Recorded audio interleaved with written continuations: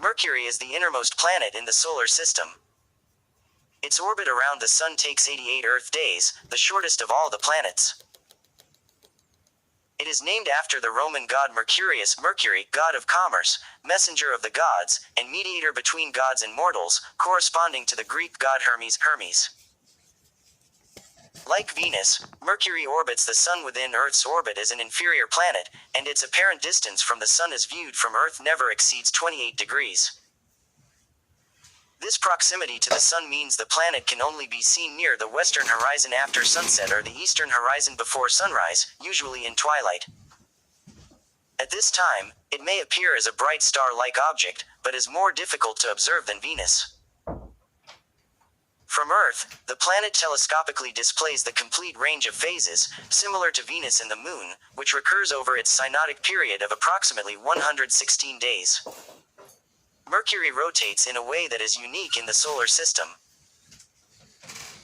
It is tidally locked to the Sun in a 3-2 orbit resonance, meaning that relative to the fixed stars, it rotates on its axis exactly 3 times for every 2 revolutions it makes around the Sun. As seen from the Sun, in a frame of reference that rotates with the orbital motion, it appears to rotate only once every 2 Mercurian years. An observer on Mercury would therefore see only 1 day every 2 Mercurian years. Mercury's axis has the smallest tilt of any of the solar system's planets, about 3% of a degree. Its orbital eccentricity is the largest of all known planets in the solar system. At perihelion, Mercury's distance from the Sun is only about 66% of its distance at aphelion. Mercury's surface appears heavily cratered and is similar in appearance to the Moon's, indicating that it has been geologically inactive for billions of years. Having almost no atmosphere to retain heat, it has surface temperatures that vary diurnally more than on any other planet in the solar system, ranging from -280 degrees at night to 800 degrees during the day across the equatorial regions. The polar regions are constantly below -136 degrees. The planet has no known moons. 2 spacecraft have visited Mercury. Mariner 10 flew by in 1974 and 1975, and Messenger, launched in 2004, orbited Mercury over 4,000 times in 4 years before exhausting its fuel and crashing into the planet's surface on April 30, 2015. The Bepi-Colombo spacecraft is planned to arrive at Mercury in 2025. The ancients knew Mercury by different names depending on whether it was an evening star or a morning star. By about 350 BCE, the ancient Greeks had realized the 2 stars were one. They knew the planet as Stilben, meaning twinkling, and Hermes, for its fleeting motion, a name that is retained in modern Greek Hermes. The Romans named the planet after the swift-footed Roman messenger god, Mercury, Latin Mercurius, which they equated with the Greek Hermes, because it moves across the sky faster than any other planet. The astronomical symbol for Mercury is a stylized version of Hermes Caduceus. A Christian cross was added in the 16th century. Mercury is one of 5 terrestrial planets in the solar system, and is a rocky body like Earth. It is the 4th smallest planet in the solar system, with an equatorial radius of 1,516 miles. Mercury is also smaller, albeit more massive, than the largest natural satellites in the solar system, Ganymede and Titan. Mercury consists of approximately 70% metallic and 30% silicate material.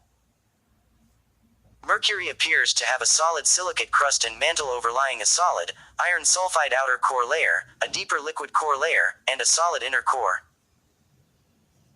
The planet's density is the second highest in the solar system at 5.427 grams per cc, only slightly less than Earth's density of 5.515 grams per cc. If the effect of gravitational compression were to be factored out from both planets, the materials of which Mercury is made would be denser than those of the Earth, with an uncompressed density of 5.3 grams per cc versus the Earth's 4.4 grams per cc. Mercury's density can be used to infer details of its inner structure. Although the Earth's high density results appreciably from gravitational compression, particularly at the core, Mercury is much smaller and its inner regions are not as compressed. Therefore, for it to have such a high density, its core must be large and rich in iron. The radius of Mercury's core is estimated to be 1,255 plus or minus 19 miles, based on interior models constrained to be consistent with the value of the moment of inertia factor. Hence, Mercury's core occupies about 57% of its volume. For the Earth, this proportion is 17%. Research published in 2007 suggests that Mercury has a molten core. Surrounding the core is a 310 to 430 mile mantle consisting of silicates. Based on data from the Mariner 10 mission and Earth-based observation, Mercury's crust is estimated to be 22 miles thick. However, this model may be an overestimate and the crust could be 16.2 plus or minus 6.8 miles thick based on an area isostasy model. One distinctive feature of Mercury's surface is the presence of numerous narrow ridges, extending up to several tens of miles in length. It is thought that these were formed as Mercury's core and mantle cooled and contracted at a time when the crust had already solidified. Mercury's core has a higher iron content than that of any other major planet in the solar system, and several theories have been proposed to explain this. 1. The most widely accepted theory is that Mercury originally had a metal-silicate ratio similar to common chondrite meteorites, thought to be typical of the solar system's rocky matter, and a mass approximately 2.25 times its current mass. Early in the solar system's history, Mercury may have been struck by a planetesimal of approximately 16.6% Mercury's mass and a few hundred miles across. The impact would have stripped away much of the original crust and mantle, leaving the core behind as a relatively major component. A similar process, known as the giant impact hypothesis, has been proposed to explain the formation of the Moon. 2. Alternatively, Mercury may have formed from the solar nebula before the Sun's energy output had stabilized. It would initially have had twice its present mass, but as the protosun contracted, temperatures near Mercury could have been between 4,040 and 5,840 degrees and possibly even as high as 17,540 degrees. Much of Mercury's surface rock could have been vaporized at such temperatures, forming an atmosphere of rock vapor that could have been carried away by the solar wind. 3. A third hypothesis proposes that the solar nebula caused drag on the particles from which Mercury was accreting, which meant that lighter particles were lost from the accreting material and not gathered by Mercury. Each hypothesis predicts a different surface composition, and there are 2 space missions set to make observations. Messenger found higher than expected potassium and sulfur levels on the surface, suggesting that the giant impact hypothesis and vaporization of the crust and mantle did not occur because potassium and sulfur would have been driven off by the extreme heat of these events. Bepi Colombo will make observations to test these hypotheses. The findings so far would seem to favor the third hypothesis, however, further analysis of the data is needed. Mercury's surface is similar in appearance to that of the Moon, showing extensive mare-like plains and heavy cratering, indicating that it has been geologically inactive for billions of years. It is more heterogeneous than the surface of Mars or the Moon, both of which contain significant stretches of similar geology, such as maria and plateaus. Albedo features are areas of markedly different reflectivity, which include impact craters, the resulting ejecta, and ray systems. Larger albedo features correspond to higher reflectivity planes. Mercury has dorsa, also called wrinkle ridges, moon-like highlands, Montes Mountains, Planetiae, plains, groups, escarpments, and valles, valleys. The planet's mantle is chemically heterogeneous, suggesting the planet went through a magma ocean phase early in its history. Crystallization of minerals and convective overturn resulted in layered, chemically heterogeneous crust with large-scale variations in chemical composition observed on the surface. The crust is low in iron but high in sulfur, resulting from the stronger early chemically reducing conditions than is found in the other terrestrial planets. The surface is dominated by iron-poor pyroxene and olivine, as represented by enstatite and forsterite, respectively, along with sodium-rich plagioclase and minerals of mixed magnesium, calcium, and iron sulfide. The less reflective regions of the crust are high in carbon, most likely in the form of graphite. Names for features on Mercury come from a variety of sources. Names coming from people are limited to the deceased. The fuck?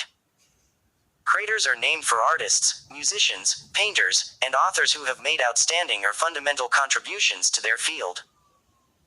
Ridges, or dorsa, are named for scientists who have contributed to the study of Mercury. Depressions or fossae are named for works of architecture. Montes are named for the word, hot, in a variety of languages. Plains or planetiae are named for Mercury in various languages. Escarpments or roops are named for ships of scientific expeditions. Valleys or valles are named for abandoned cities, towns, or settlements of antiquity. Mercury was heavily bombarded by comets and asteroids during and shortly following its formation 4,600,000,000 years ago, as well as during a possibly separate subsequent episode called the Late Heavy Bombardment that ended 3,800,000,000 years ago. Mercury received impacts over its entire surface during this period of intense crater formation, facilitated by the lack of any atmosphere to slow impactors down. During this time Mercury was volcanically active. Basins were filled by magma, producing smooth plains similar to the maria found on the Moon. An unusual crater with radiating troughs has been discovered that scientists called the Spider. It was later named Apollodorus. Craters on Mercury range in diameter from small bowl-shaped cavities to multi-ringed impact basins tens of miles across. They appear in all states of degradation, from relatively fresh rayed craters to highly degraded crater remnants. Mercurian craters differ subtly from lunar craters in that the area blanketed by their ejecta is much smaller, a consequence of Mercury's stronger surface gravity. According to International Astronomical Union (IAU) rules, each new crater must be named after an artist who was famous for more than 50 years, and dead for more than 3 years, before the date the crater is named. Fuck you. The largest known crater is Calauries Planitia, or Calauries Basin, with a diameter of 963 miles. The impact that created the Calauries Basin was so powerful that it caused lava eruptions and left a concentric mountainous ring approximately 1 mile tall surrounding the impact crater. The floor of the Calauries Basin is filled by a geologically distinct flat plain, broken up by ridges and fractures in a roughly polygonal pattern. It is not clear whether they are volcanic lava flows induced by the impact or a large sheet of impact melt. At the antipode of the Calauries Basin is a large region of unusual, hilly terrain known as the weird terrain. One hypothesis for its origin is that shock waves generated during the Calauries impact traveled around Mercury, converging at the basin's antipode, 180 degrees away. The resulting high stresses fractured the surface. Alternatively, it has been suggested that this terrain formed as a result of the convergence of ejecta at this basin's antipode. Overall, 46 impact basins have been identified. A notable basin is the 254.5 miles wide, multi-ring Tolstoy Basin that has an ejecta blanket extending up to 310.6 miles from its rim and a floor that has been filled by smooth plains materials. Beethoven Basin has a similar-sized ejecta blanket and a 388-mile diameter rim. Like the Moon, the surface of Mercury has likely incurred the effects of space weathering processes, including solar wind and micrometeorite impacts. There are two geologically distinct plains regions on Mercury. Gently rolling, hilly plains in the regions between craters are Mercury's oldest visible surfaces, predating the heavily cratered terrain. These intercrater plains appear to have obliterated many earlier craters, and show a general paucity of smaller craters below about 18.6 miles in diameter. Smooth plains are widespread flat areas that fill depressions of various sizes and bear a strong resemblance to the lunar maria. Unlike lunar maria, the smooth plains of Mercury have the same albedo as the older intercrater plains. Despite a lack of unequivocally volcanic characteristics, the localization and rounded, lobate shape of these plains strongly support volcanic origins. All the smooth plains of Mercury formed significantly later than the Calauries Basin, as evidenced by appreciably smaller crater densities than on the Calauries ejecta blanket. One unusual feature of Mercury's surface is the numerous compression folds, or roops, that crisscross the plains. As Mercury's interior cooled, it contracted and its surface began to deform, creating wrinkle ridges and lobate scarps associated with thrust faults. The scarps can reach lengths of 621 miles and heights of 1.8 miles. These compressional features can be seen on top of other features, such as craters and smooth plains, indicating they are more recent. Mapping of the features has suggested a total shrinkage of Mercury's radius in the range of approximately 0.64 miles. Most activity along the major thrust systems probably ended about 36-37 billion years ago. Small-scale thrust fault scarps have been found, tens of meters in height and with lengths in the range of a few km, that appear to be less than 50 million years old, indicating that compression of the interior and consequent surface geological activity continued to the present.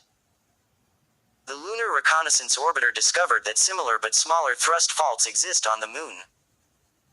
There is evidence for pyroclastic flows on Mercury from low-profile shield volcanoes. 51 pyroclastic deposits have been identified, where 90% of them are found within impact craters.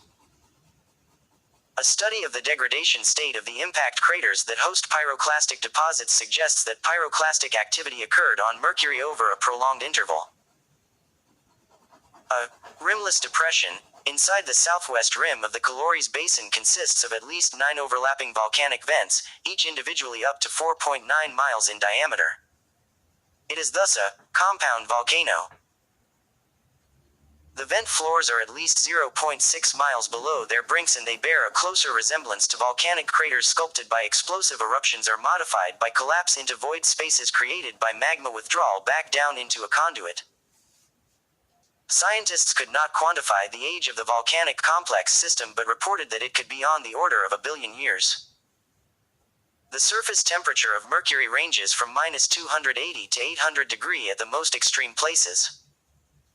0 degrees north, 0 degrees west, or 180 degrees west. It never rises above -135.5 degrees at the poles, due to the absence of an atmosphere and a steep temperature gradient between the equator and the poles. The subsolar point reaches about 800 degrees during perihelion, 0 degrees west or 180 degrees west, but only 530 degrees at aphelion, 90 degrees or 270 degrees west. On the dark side of the planet, temperatures average -261.5 degrees. The intensity of sunlight on Mercury's surface ranges between 4.59 and 10.61 times the solar constant, 1,370 Wm-². Although the daylight temperature at the surface of Mercury is generally extremely high, observations strongly suggest that ice-frozen water exists on Mercury. The floors of deep craters at the poles are never exposed to direct sunlight, and temperatures there remain below -276 degrees, far lower than the global average. This creates a cold trap where ice can accumulate. Water ice strongly reflects radar, and observations by the 70-meter Goldstone Solar System radar and the VLA in the early 1990s revealed that there are patches of high radar reflection near the poles. Although ice was not the only possible cause of these reflective regions, astronomers think it was the most likely. The icy regions are estimated to contain about 10 to the power of 4–10 to the power of 5 kg of ice, and may be covered by a layer of regolith that inhibits sublimation. By comparison, the Antarctic ice sheet on Earth has a mass of about 4 times 10 to the power of 8 kg, and Mars's south polar cap contains about 10 to the power of 6 kg of water. The origin of the ice on Mercury is not yet known, but the two most likely sources are from outgassing of water from the planet's interior or deposition by impacts of comets. Mercury is too small and hot for its gravity to retain any significant atmosphere over long periods of time. It does have a tenuous surface-bounded exosphere containing hydrogen, helium, oxygen, sodium, calcium, potassium and others at a surface pressure of less than approximately 0.0000000000000004 atmospheres. This exosphere is not stable. Atoms are continuously lost and replenished from a variety of sources. Hydrogen atoms and helium atoms probably come from the solar wind, diffusing into Mercury's magnetosphere before later escaping back into space. Radioactive decay of elements within Mercury's crust is another source of helium, as well as sodium and potassium. Messenger found high proportions of calcium, helium, hydroxide, magnesium, oxygen, potassium, silicon and sodium. Water vapor is present, released by a combination of processes such as comets striking its surface, sputtering creating water out of hydrogen from the solar wind and oxygen from rock, and sublimation from reservoirs of water ice in the permanently shadowed polar craters. The detection of high amounts of water-related ions like O+, O-, and H3O+ was a surprise. Because of the quantities of these ions that were detected in Mercury's space environment, scientists surmised that these molecules were blasted from the surface or exosphere by the solar wind. Sodium, potassium and calcium were discovered in the atmosphere during the 1980-90s, and are thought to result primarily from the vaporization of surface rock struck by micrometeorite impacts including presently from Comet Encke. In 2008, magnesium was discovered by Messenger. Studies indicate that, at times, sodium emissions are localized at points that correspond to the planet's magnetic poles. This would indicate an interaction between the magnetosphere and the planet's surface. On November 29, 2012, NASA confirmed that images from Messenger had detected that craters at the North Pole contained water ice. Messenger's principal investigator Sean Solomon is quoted in the New York Times estimating the volume of the ice to be large enough to encase Washington, D.C., in a frozen block 2.5 miles deep. Despite its small size and slow 59-day-long rotation, Mercury has a significant, and apparently global, magnetic field. According to measurements taken by Mariner 10, it is about 1.1% the strength of Earth's. The magnetic field strength at Mercury's equator is about 300 Nt. Like that of Earth, Mercury's magnetic field is dipolar. Unlike Earth's, Mercury's poles are nearly aligned with the planet's spin axis. Measurements from both the Mariner 10 and Messenger space probes have indicated that the strength and shape of the magnetic field are stable. It is likely that this magnetic field is generated by a dynamo effect, in a manner similar to the magnetic field of Earth. This dynamo effect would result from the circulation of the planet's iron-rich liquid core. Particularly strong tidal heating effects caused by the planet's high orbital eccentricity would serve to keep part of the core in the liquid state necessary for this dynamo effect. Mercury's magnetic field is strong enough to deflect the solar wind around the planet, creating a magnetosphere. The planet's magnetosphere, though small enough to fit within Earth, is strong enough to trap solar wind plasma. This contributes to the space weathering of the planet's surface. Observations taken by the Mariner 10 spacecraft detected this low-energy plasma in the magnetosphere of the planet's nightside. Bursts of energetic particles in the planet's magnetotail indicate a dynamic quality to the planet's magnetosphere. During its second flyby of the planet on October 6, 2008, Messenger discovered that Mercury's magnetic field can be extremely leaky. The spacecraft encountered magnetic tornadoes, twisted bundles of magnetic fields connecting the planetary magnetic field to interplanetary space, that were up to 497 miles wide or a third of the radius of the planet. These twisted magnetic flux tubes, technically known as flux transfer events, form open windows in the planet's magnetic shield through which the solar wind may enter and directly impact Mercury's surface via magnetic reconnection. This also occurs in Earth's magnetic field. The Messenger observations showed the reconnection rate is 10 times higher at Mercury, but its proximity to the Sun only accounts for about 33% of the reconnection rate observed by Messenger. Mercury has the most eccentric orbit of all the planets in the solar system. Its eccentricity is 0.21 with its distance from the Sun ranging from 2943 million miles. It takes 87.969 Earth days to complete an orbit. This varying distance to the Sun leads to Mercury's surface being flexed by tidal bulges raised by the Sun that are about 17 times stronger than the Moon's on Earth. Combined with a 3.2 two-spin orbit resonance of the planet's rotation around its axis, it also results in complex variations of the surface temperature. The resonance makes a single solar day, the length between two meridian transits of the Sun on Mercury last exactly 2 Mercury years, or about 176 Earth days. Mercury's orbit is inclined by 7 degrees to the plane of Earth's orbit, the ecliptic, the largest of all 10 known solar planets. As a result, transits of Mercury across the face of the Sun can only occur when the planet is crossing the plane of the ecliptic at the time it lies between Earth and the Sun, which is in May or November. This occurs about every 7 years on average. Mercury's axial tilt is almost zero, with the best measured value as low as 0.027 degrees. This is significantly smaller than that of Jupiter, which has the second smallest axial tilt of all planets at 3.1 degrees. This means that to an observer at Mercury's poles, the center of the Sun never rises more than 2.1 arcminutes above the horizon.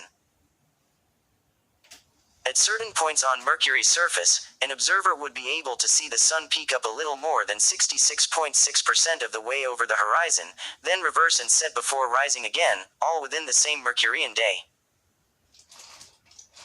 This is because approximately 4 Earth days before perihelion, Mercury's angular orbital velocity equals its angular rotational velocity so that the Sun's apparent motion ceases. Closer to perihelion, Mercury's angular orbital velocity then exceeds the angular rotational velocity. Thus, to a hypothetical observer on Mercury, the Sun appears to move in a retrograde direction. 4 Earth days after perihelion, the Sun's normal apparent motion resumes. A similar effect would have occurred if Mercury had been in synchronous rotation. The alternating gain and loss of rotation over revolution would have caused a libration of 23.65 degrees in longitude. For the same reason, there are 2 points on Mercury's equator, 180 degrees apart in longitude, at either of which, around perihelion in alternate Mercurian years, once a Mercurian day, the Sun passes overhead, then reverses its apparent motion and passes overhead again, then reverses a second time and passes overhead a third time, taking a total of about 16 Earth days for this entire process. In the other alternate Mercurian years, the same thing happens at the other of these 2 points.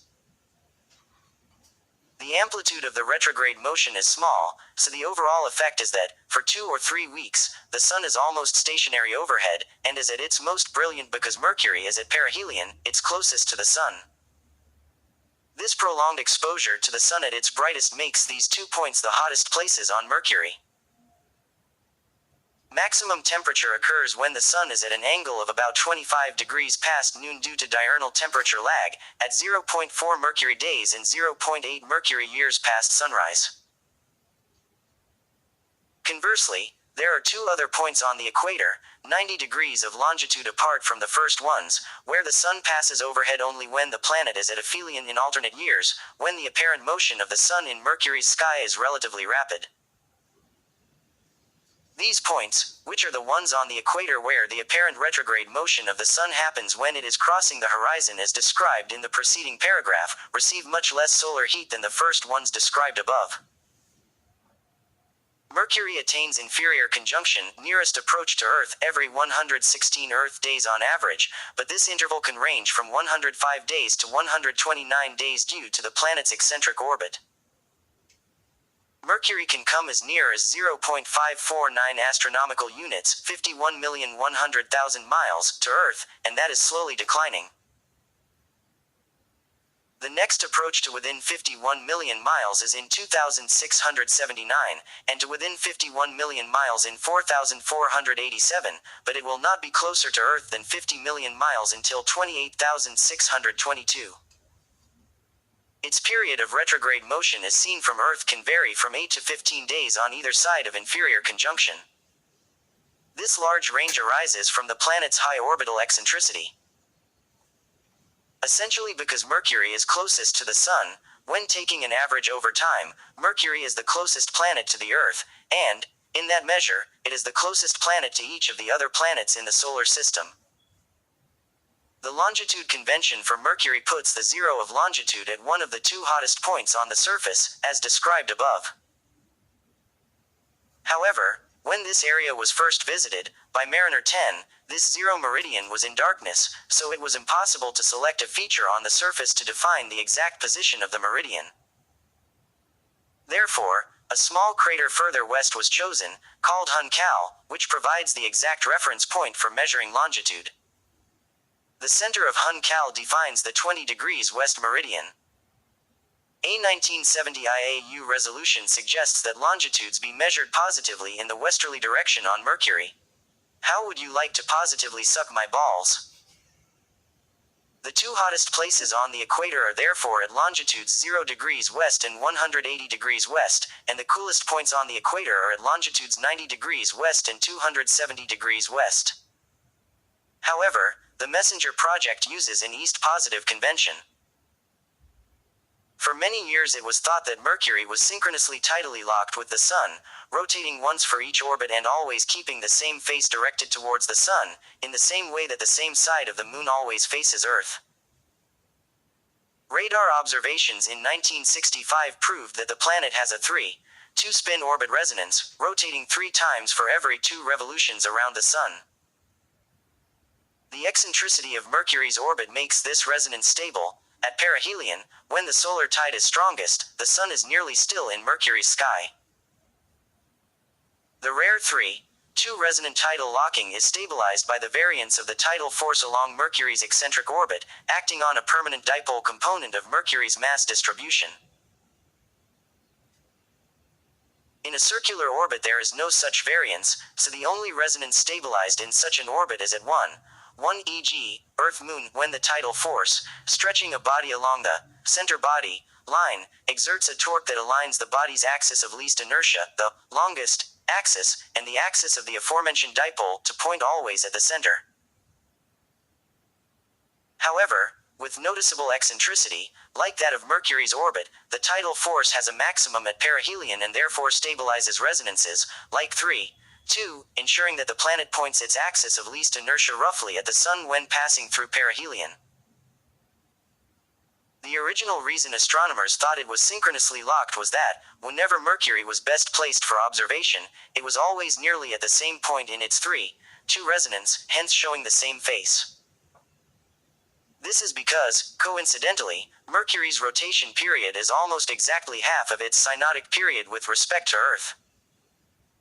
Due to Mercury's 3-2 spin orbit resonance, a solar day lasts about 176 Earth days. A sidereal day, the period of rotation, lasts about 58.7 Earth days. Simulations indicate that the orbital eccentricity of Mercury varies chaotically from nearly circular to more than 0.45 over millions of years due to perturbations from the other planets. This was thought to explain Mercury's 3-2 spin orbit resonance rather than the more usual 1-1 because this state is more likely to arise during a period of high eccentricity. However, accurate modeling based on a realistic model of tidal response has demonstrated that Mercury was captured into the 3-2 spin orbit state at a very early stage of its history, within 20, more likely, 10 million years after its formation. Numerical simulations show that a future secular orbital resonant perihelion interaction with Jupiter may cause the eccentricity of Mercury's orbit to increase to the point where there is a 1% chance that the planet will collide with Venus within the next 5 billion years. In 1859, the French mathematician and astronomer Urbain Le Verrier reported that the slow precession of Mercury's orbit around the Sun could not be completely explained by Newtonian mechanics and perturbations by the known planets. He suggested, among possible explanations, that another planet, or perhaps instead a series of smaller corpuscles, might exist in an orbit even closer to the Sun than that of Mercury, to account for this perturbation. Other explanations considered included a slight ablateness of the Sun. The success of the search for Neptune based on its perturbations of the orbit of Uranus led astronomers to place faith in this possible explanation, and the hypothetical planet was named Vulcan, but no such planet was ever found. The perihelion precession of Mercury is 5,600 arcseconds, 1.5556 degrees, per century relative to Earth, or 574.10 plus or minus 0.65 arcseconds per century relative to the inertial ICRF. Newtonian mechanics, taking into account all the effects from the other planets, predicts a precession of 5,557 arcseconds, 1.5436 degrees per century.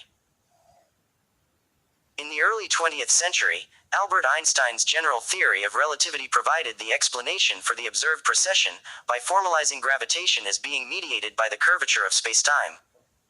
The effect is small, just 42.98 arcseconds per century for Mercury. It therefore requires a little over 12 million orbits for a full excess turn. Similar, but much smaller, effects exist for other solar system bodies. 8.62 arcseconds per century for Venus, 3.84 for Earth, 1.35 for Mars, and 10.05 for 1566 Icarus. There may be scientific support, based on studies reported in March 2020, for considering that parts of the planet Mercury may have been habitable, and perhaps that life forms, albeit likely primitive microorganisms, may have existed on the planet. Mercury's apparent magnitude is calculated to vary between -2.48 brighter than Sirius, around superior conjunction, and +7.25 below the limit of naked eye visibility, around inferior conjunction. The mean apparent magnitude is 0.23, while the standard deviation of 1.78 is the largest of any planet. The mean apparent magnitude at superior conjunction is -1.89, while that at inferior conjunction is +5.93. Observation of Mercury is complicated by its proximity to the Sun, as it is lost in the Sun's glare for much of the time. Mercury can be observed for only a brief period during either morning or evening twilight. Mercury can, like several other planets and the brightest stars, be seen during a total solar eclipse. Like the Moon and Venus, Mercury exhibits phases as seen from Earth. It is new at inferior conjunction and full at superior conjunction. The planet is rendered invisible from Earth on both of these occasions because of its being obscured by the Sun, except its new phase during a transit. Mercury is technically brightest as seen from Earth when it is at a full phase. Although Mercury is farthest from Earth when it is full, the greater illuminated area that is visible in the opposition brightness surge more than compensates for the distance. The opposite is true for Venus, which appears brightest when it is a crescent, because it is much closer to Earth than when gibbous. Nonetheless, the brightest full-phase appearance of Mercury is an essentially impossible time for practical observation because of the extreme proximity of the Sun. Mercury is best observed at the first and last quarter, although they are phases of lesser brightness. The first and last quarter phases occur at greatest elongation east and west of the Sun, respectively. At both of these times, Mercury's separation from the Sun ranges anywhere from 17.9 degrees at perihelion to 27.8 degrees at aphelion. At greatest western elongation, Mercury rises at its earliest before sunrise, and at greatest eastern elongation, it sets at its latest after sunset. Mercury is more often and easily visible from the southern hemisphere than from the northern. This is because Mercury's maximum western elongation occurs only during early autumn in the southern hemisphere, whereas its greatest eastern elongation happens only during late winter in the southern hemisphere. In both of these cases, the angle at which the planet's orbit intersects the horizon is maximized, allowing it to rise several hours before sunrise in the former instance and not set until several hours after sundown in the latter from southern mid-latitudes, such as Argentina and South Africa. An alternate method for viewing Mercury involves observing the planet during daylight hours when conditions are clear, ideally when it is at its greatest elongation. This allows the planet to be found easily, even when using telescopes with 3.1-inch apertures. However, great care must be taken to obstruct the Sun from sight because of the extreme risk for eye damage. This method bypasses the limitation of twilight observing when the ecliptic is located at a low elevation, e.g. on autumn evenings. Ground-based telescope observations of Mercury reveal only an illuminated partial disk with limited detail. The first of two spacecraft to visit the planet was Mariner 10, which mapped about 45% of its surface from 1974 to 1975. The second is the Messenger spacecraft, which after 3 Mercury flybys between 2008 and 2009, attained orbit around Mercury on March 17, 2011, to study and map the rest of the planet. The Hubble Space Telescope cannot observe Mercury at all, due to safety procedures that prevent its pointing too close to the Sun. Because the shift of 0.15 revolutions in a year makes up a 7-year cycle, 0.15 times 7 approximately equals 1.0, in the 7th year Mercury follows almost exactly earlier by 7 days the sequence of phenomena it showed 7 years before. The earliest known recorded observations of Mercury are from the MR25 tablets. These observations were most likely made by an Assyrian astronomer around the 14th century BC. The cuneiform name used to designate Mercury on the MR25 tablets is transcribed as UDU, IDIM, GUU4. UD, the jumping planet. Babylonian records of Mercury date back to the 1st millennium BC. The Babylonians called the planet Nabu after the messenger to the gods in their mythology.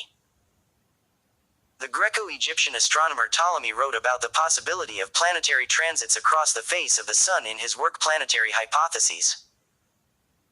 He suggested that no transits had been observed either because planets such as Mercury were too small to see, or because the transits were too infrequent. In ancient China, Mercury was known as the hour star, Chen Xing Xian Xing. It was associated with the direction north and the phase of water in the 5 phases system of metaphysics. Modern Chinese, Korean, Japanese and Vietnamese cultures refer to the planet literally as the water star, Shui Xing, based on the 5 elements. Hindu mythology used the name Buddha for Mercury, and this god was thought to preside over Wednesday. The god Odin or Woden of Germanic paganism was associated with the planet Mercury and Wednesday. The Maya may have represented Mercury as an owl or possibly 4 owls, 2 for the morning aspect and 2 for the evening, that served as a messenger to the underworld. In medieval Islamic astronomy, the Andalusian astronomer Abu Ishaq Ibrahim al-Zarqali in the 11th century described the deferent of Mercury's geocentric orbit as being oval, like an egg or a pignon, although this insight did not influence his astronomical theory or his astronomical calculations. In the 12th century, Ibn Bajjah observed 2 planets as black spots on the face of the Sun, which was later suggested as the transit of Mercury and or Venus by the Mariga astronomer Qutb al-Din Shirazi in the 13th century. Note that most such medieval reports of transits were later taken as observations of sunspots. In India, the Kerala school astronomer Nilakantha Somayaji in the 15th century developed a partially heliocentric planetary model in which Mercury orbits the Sun, which in turn orbits Earth, similar to the Tychonic system later proposed by Tycho Brahe in the late 16th century. The first telescopic observations of Mercury were made by Galileo in the early 17th century. Although he observed phases when he looked at Venus, his telescope was not powerful enough to see the phases of Mercury. In 1631, Pierre Gassendi made the first telescopic observations of the transit of a planet across the Sun when he saw a transit of Mercury predicted by Johannes Kepler. In 1639, Giovanni Zuppi used a telescope to discover that the planet had orbital phases similar to Venus and the Moon. The observation demonstrated conclusively that Mercury orbited around the Sun. A rare event in astronomy is the passage of one planet in front of another, occultation, as seen from Earth. Mercury and Venus occult each other every few centuries, and the event of May 28, 1737 is the only one historically observed, having been seen by John Bevis at the Royal Greenwich Observatory. The next occultation of Mercury by Venus will be on December 3, 2133. The difficulties inherent in observing Mercury mean that it has been far less studied than the other planets. In 1800, Johann Schroeder made observations of surface features, claiming to have observed 12 miles mountains. Friedrich Bessel used Schroeder's drawings to erroneously estimate the rotation period as 24 hours and an axial tilt of 70 degrees. In the 1880s, Giovanni Schiaparelli mapped the planet more accurately, and suggested that Mercury's rotational period was 88 days, the same as its orbital period due to tidal locking. This phenomenon is known as synchronous rotation. The effort to map the surface of Mercury was continued by Eugenio Antoniadi, who published a book in 1934 that included both maps and his own observations. Many of the planet's surface features, particularly the albedo features, take their names from Antoniadi's map. In June 1962, Soviet scientists at the Institute of Radio Engineering and Electronics of the USSR Academy of Sciences, led by Vladimir Kotelnikov, became the first to bounce a radar signal off Mercury and receive it, starting radar observations of the planet. 3 years later, radar observations by Americans Gordon H. Pettingill and Rolf B. Dice, using the 300-meter Arecibo radio telescope in Puerto Rico, showed conclusively that the planet's rotational period was about 59 days. The theory that Mercury's rotation was synchronous had become widely held, and it was a surprise to astronomers when these radio observations were announced. If Mercury were tidally locked, its dark face would be extremely cold, but measurements of radio emission revealed that it was much hotter than expected. Astronomers were reluctant to drop the synchronous rotation theory and proposed alternative mechanisms such as powerful heat-distributing winds to explain the observations. Italian astronomer Giuseppe Colombo noted that the rotation value was about 2/3 of Mercury's orbital period, and proposed that the planet's orbital and rotational periods were locked into a 3:2 rather than a 1:1 resonance. Data from Mariner 10 subsequently confirmed this view. This means that Schiaparelli's and Antoniadi's maps were not wrong. Instead, the astronomers saw the same features during every second orbit and recorded them, but disregarded those seen in the meantime, when Mercury's other face was toward the Sun, because the orbital geometry meant that these observations were made under poor viewing conditions. Ground-based optical observations did not shed much further light on Mercury, but radio astronomers using interferometry at microwave wavelengths, a technique that enables removal of the solar radiation, were able to discern physical and chemical characteristics of the subsurface layers to a depth of several meters. Not until the first space probe flew past Mercury did many of its most fundamental morphological properties become known. Moreover, recent technological advances have led to improved ground-based observations. In 2000, high-resolution Lucky imaging observations were conducted by the Mount Wilson Observatory 1.5-meter Hale telescope. They provided the first views that resolved surface features on the parts of Mercury that were not imaged in the Mariner 10 mission. Most of the planet has been mapped by the Arecibo radar telescope, with 3.1-mile resolution, including polar deposits in shadowed craters of what may be water ice. Reaching Mercury from Earth poses significant technical challenges, because it orbits so much closer to the Sun than Earth. A Mercury-bound spacecraft launched from Earth must travel over 57 million miles into the Sun's gravitational potential well. Mercury has an orbital speed of 106,030.7 miles per hour, whereas Earth's orbital speed is 66,660.7 miles per hour. Therefore, the spacecraft must make a large change in velocity delta v to get to Mercury and then enter orbit, as compared to the delta versus required for, say, Mars planetary missions. The potential energy liberated by moving down the Sun's potential well becomes kinetic energy, requiring a delta versus change to do anything other than pass by Mercury. Some portion of this delta versus budget can be provided from a gravity assist during one or more flybys of Venus. To land safely or enter a stable orbit, the spacecraft would rely entirely on rocket motors. Aerobraking is ruled out because Mercury has a negligible atmosphere. A trip to Mercury requires more rocket fuel than that required to escape the solar system completely. As a result, only 3 space probes have visited it so far. A proposed alternative approach would use a solar sail to attain a Mercury synchronous orbit around the Sun. The first spacecraft to visit Mercury was NASA's Mariner 10, 1974-75. The spacecraft used the gravity of Venus to adjust its orbital velocity so that it could approach Mercury, making it both the first spacecraft to use this gravitational slingshot effect and the first NASA mission to visit multiple planets.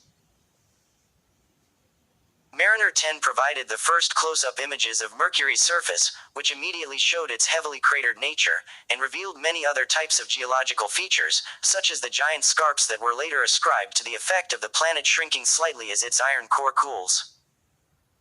Unfortunately, the same face of the planet was lit at each of Mariner 10's close approaches. This made close observation of both sides of the planet impossible, and resulted in the mapping of less than 45% of the planet's surface.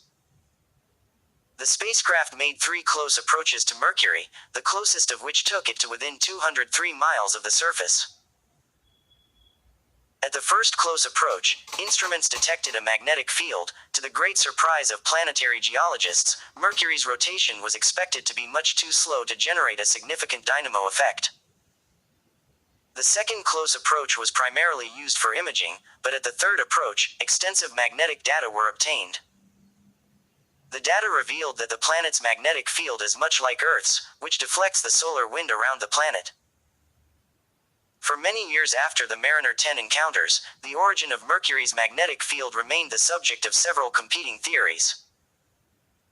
On March 24, 1975, just 8 days after its final close approach, Mariner 10 ran out of fuel. Because its orbit could no longer be accurately controlled, mission controllers instructed the probe to shut down. Mariner 10 is thought to be still orbiting the Sun, passing close to Mercury every few months. A second NASA mission to Mercury, named Messenger, Mercury Surface, Space Environment, Geochemistry, and Ranging, was launched on August 3, 2004. It made a flyby of Earth in August 2005, and of Venus in October 2006 and June 2007 to place it onto the correct trajectory to reach an orbit around Mercury. A first flyby of Mercury occurred on January 14, 2008, a second on October 6, 2008, and a third on September 29, 2009. Most of the hemisphere not imaged by Mariner 10 was mapped during these flybys. The probe successfully entered an elliptical orbit around the planet on March 18, 2011. The first orbital image of Mercury was obtained on March 29, 2011. The probe finished a 1-year mapping mission, and then entered a 1-year extended mission into 2013. In addition to continued observations and mapping of Mercury, Messenger observed the 2012 solar maximum. The mission was designed to clear up 6 key issues: Mercury's high density, its geological history, the nature of its magnetic field, the structure of its core, whether it has ice at its poles, and where its tenuous atmosphere comes from.